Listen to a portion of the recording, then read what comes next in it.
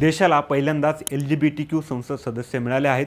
कोण आहेत त्या खासदार आणि कोणत्या पक्षाने त्यांना राज्यसभेवर संधी दिली आहे सांगतो, पण त्या अगोदर थोडक्यातला फॉलो करा. भारतीय संविधानाच्या रक्षणासाठी लढणाऱ्या आणि कलम 377 विरुद्ध ऐतिहासिक विजय मिळवून देणाऱ्या ज्येष्ठ वकील डॉक्टर मेनका गुरुस्वामी यांनी 6 एप्रिल रोजी राज्यसभेत खासदार म्हणून शपथ घेतली. तृणमूल काँग्रेसनं त्यांना राज्यसभेवर पाठवलं असून हा निर्णय देशाच्या राजकारणातील एक मैलाचा दगड मानला जातोय. ऑक्सफर्ड आणि हार्वर्ड विद्यापीठातून शिक्षण घेतलेल्या मेनका यांनी नेहमीच न्यायासाठी आवाज उठवलाय. 2018 मध्ये समलैंगिकता हा गुन्हा नाही असा ऐतिहासिक निकाल मिळवून देण्यात त्यांचा सिंहाचा वाटा होता. सर्वोच्च न्यायालयातील त्यांच्या या लढ्यामुळे लाखो लोकांना सन्मानानं जगण्याचा हक्क मिळालाय.